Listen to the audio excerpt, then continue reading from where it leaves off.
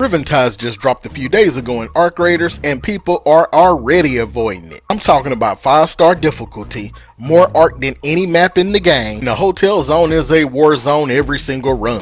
Players fighting over mid loot while Arc is just eating everybody alive. So what everyone is doing, they went back to farming the same routes they've been doing for months and wondering why their coin isn't moving. So I'm cutting the cap. There's a full PvE solo route on this map, no hotel, no PvP meat grinder. You could pull over 100k coins in every single run, and I've run it and I've optimized it. And if you're not doing this, you're trolling yourself. By the way, I am IbetOnMe. So let's talk about it. First, let me be very clear about what makes Riven Tides different. See, every map in Arc Raiders has a high traffic zone where the big loot is located, and that's where everyone fights. Now on Riven Tides, that's the hotel, but the hotel is also swimming in Arc and players. So you got two threats in one zone, fighting over loot that you could have found peacefully on the other side of the map. And the mistake everyone is making right now is assuming the hotel is where the valuable loot lies, and it does not. However, the value in Riven Tides is in the routes no one is running,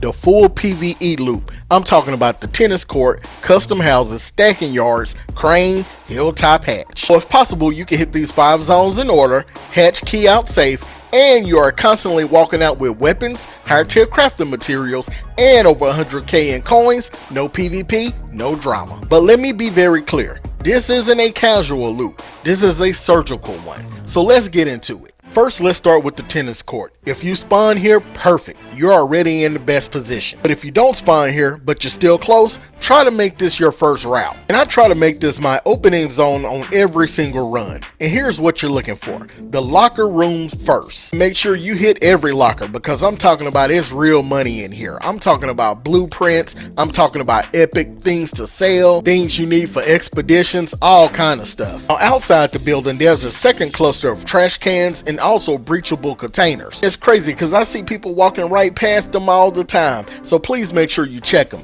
You can easily leave an extra 5 to 10,000 worth of materials on the table just by only running the interior. And on a solid spawn, you're walking out of the tennis court sitting on 15 to 25k coin before you even touch the main routes. That's before you fought anyone. That's before you dealt with any single Arc patrol. And one more thing, you need a good gun on this map. You don't need a heavy loadout, but you do need a good gun. Run an anvil for this route. It's light, it handles Arc encounters. Riven Tides is a 5-star difficulty, which means Arc patrols are aggressive and they will find you eventually. However, the tennis court is calm. The stacking yard and crane, that's a different conversation. Now have a gun. Don't be out here empty-handed. Alright, so now that we got that out the way, we're moving on to the custom house and we are going underground. Here's where most people on Riven Tides are sleeping. See, they see the yellow loot zone on top of the custom house and they run straight in and start looting on top. However, they are walking right past a breach room underneath the building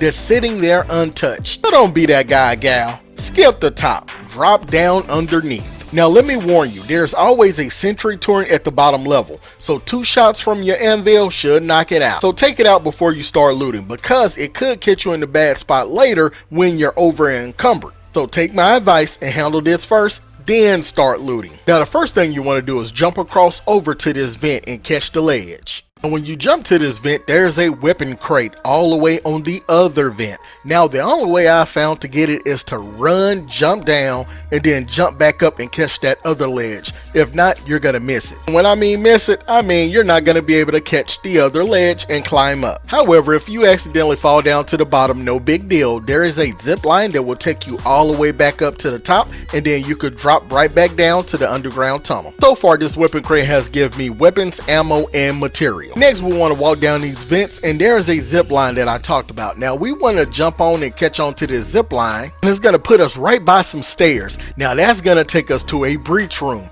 and that's where the real loot is. I have found blueprints, high value gun parts, I found mod components, heavy crafting material, couple of uncommon weapons, Also heavy fuses. A lot of it is not flashy loot, but you can find a ton of rare items that massively push your coin count without you even fighting a single person. And on top of that, there are containers on both sides of the ground area. And the common mistake most people make is looting what's directly in front of you when you breach in. But no, check the walls. Check every shipping container on both sides. That's another 10 to 15k sitting right there. Also down on the ground, there's a second entrance to enter the custom houses. They also have loot containers as well, so make sure to check those as well. Real recap on where we are.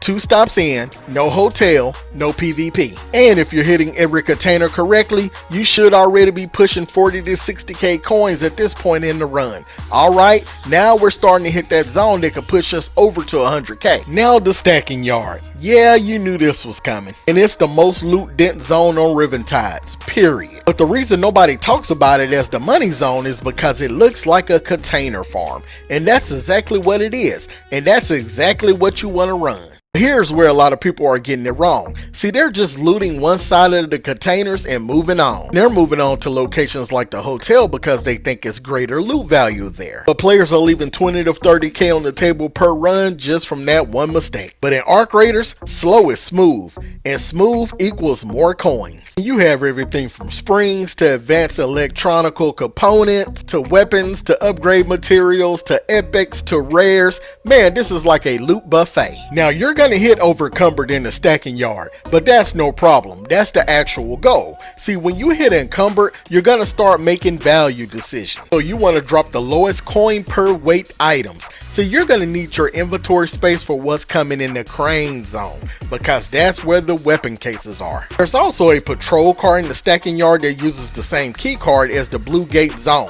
So if you got a key card, use it, but if you don't, keep it moving. You don't want to waste time in lock zones that you can't access.